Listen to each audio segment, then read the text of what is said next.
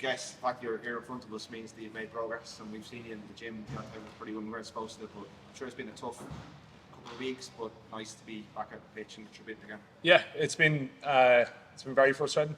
I was doing very well before I arrived back over here, and then I hit a bit of a roadblock, and then pushed me back a few weeks. So, you know, I'm incredibly grateful for the patience of the coaching staff to stick with me and give me the time to get better.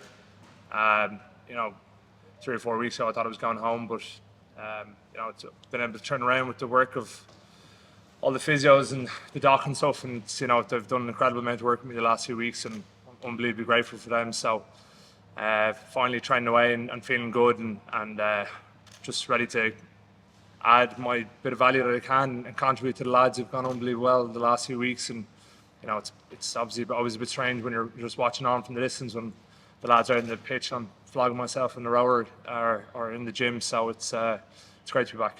It's an incredible vote of confidence. Like your line starting number 8, you've done loads of things in the game. You're part of this team, but they could have taken the decision and brought Keane out. Players well. 100%. And to refer to Keane or Gav, like the two of them had great pre-seasons.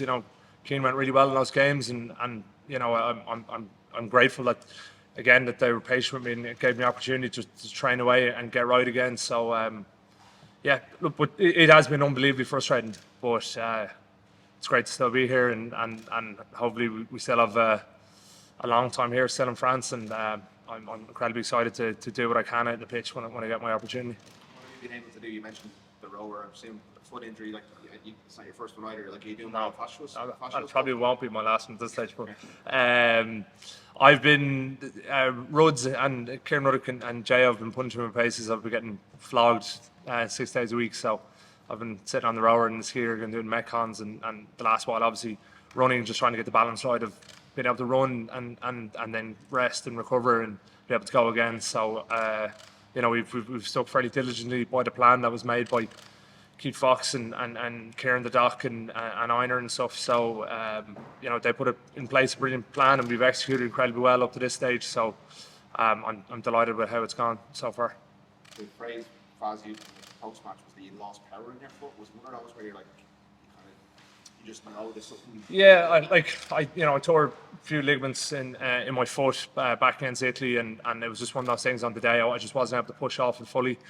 And then I was coming back from that and ended up just overcompensating with other bones in my foot and ended up getting bone bruising, which I'm sure doesn't really matter if I say that. But, that's just it was a slow build up, so therefore it was a little bit slow to go. So thankfully it's gone now, but it was very much kind of getting the balance right of doing a bit, recovering. So I've been running on and off for the last few weeks. It was just, slowly.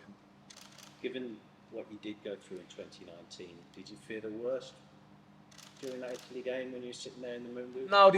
No, it wasn't. That's not when I was thinking I was going to really struggle. I thought I'd get back from that, and I ran the Thursday morning before we left, and I was brilliant. It went really well. It was my best running session, and then literally the next few days after that, I just kind of capitulated to some degree, and we went for a scan, and I had flashbacks then of sitting in some random Japanese hospital in the middle of nowhere 4 years ago with Kieran again, and the two of us were sitting there, and I was like, surely not, we can't be doing this again after 4 years, like in the exact same spot. So thankfully this one's had a far better outcome than that one did. So but there was definitely a stage where I thought, this is me, I'm cooked, but it wasn't as severe, thankfully.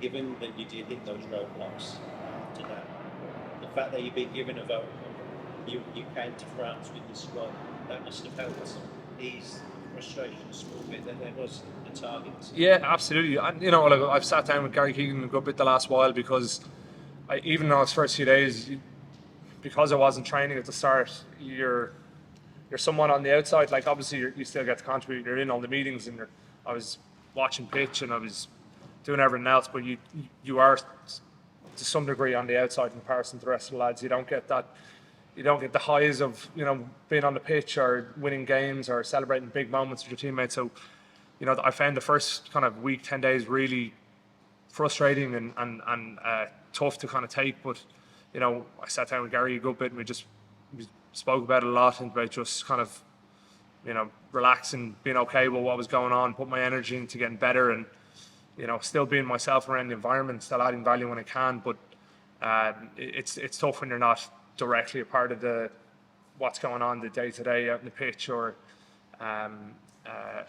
in the game. So most of my kind of input has been punishing lads for making mistakes the last few weeks with Killer and James. So that's how I'm still staying relevant with the rest of the lads.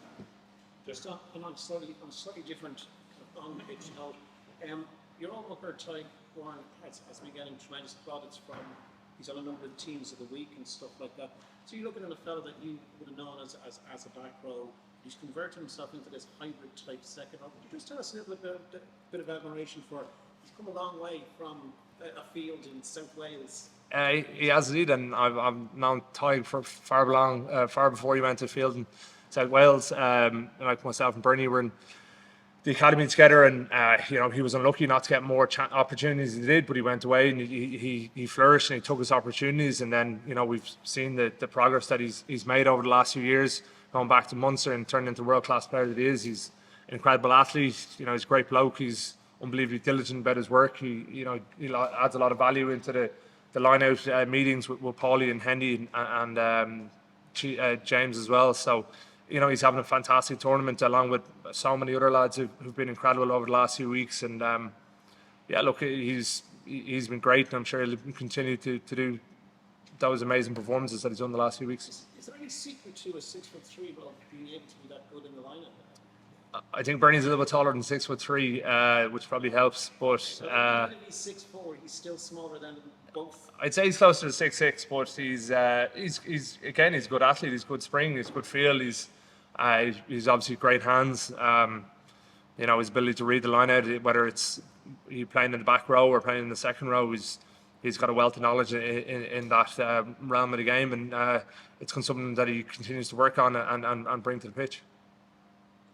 Jack, what does it do? Sorry, you might have touched on there, but what does it do for your kind of self-belief and confidence, knowing that the coaches stood by you and wanted you to come through this period, to keep you in the Ireland squad here? Yeah, it was huge. It was a massive relief. Again, I thought I was going to go home, so to get pulled aside and say, look, we're going to keep you on. We know you're going to get better. We're going to give you the time you need.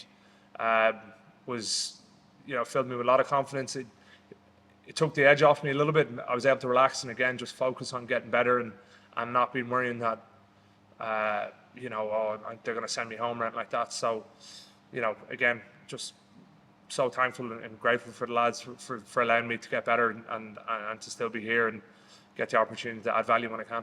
And so hopefully then you play against Scotland. What will that be like for you to finally get out there? Yeah, it'd be great. It'd be great. My one cap in the World Cup so far is against Scotland, so it'd be good to add another one. So hopefully I get that opportunity next week. But I was out there training today, and it's just a joy to be running around with the lads and get back with the ball in your hand and then kind of switching off from all the rehab a little bit. I know I'll still have a good bit more to do, but it's such a relief. We joked about at the start, but what was going through your head as you put your t-shirt from the Beano? Oh, it's so much more stressful watching the game. It really is. Like, you've no input. I was on the edge of my seat. We all were. All of us. I'm probably just a little bit more gesticular and a bit more animated than some of the lads. And we were freaking out. And obviously, then you have the other side of that when we win a penalty, we score a try. Johnny gets one of the kicks. Jack got the kick at the end. Like, you're up off the seat, and it's an incredible moment. But I'd much rather be playing. It's far easier on the heart than it is sitting in the stands. And again, though, even after the game, when the lads are, there's a massive chorus ringing around the stadium, the lads are out doing a lap. You're so envious of them. You're delighted for them. Obviously, they're your mates and stuff, but you just want to be out there and being able to soak that all up and be a part of it. So it's a little bit different when you're on the outside.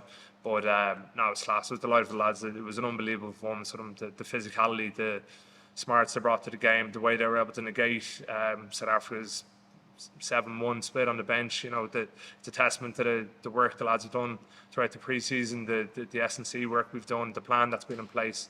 And it was brilliant. But again, like that's just another stepping stone. That can't be our best performance. We need to get better, and we will get better. And there's so many more opportunities for us to do that.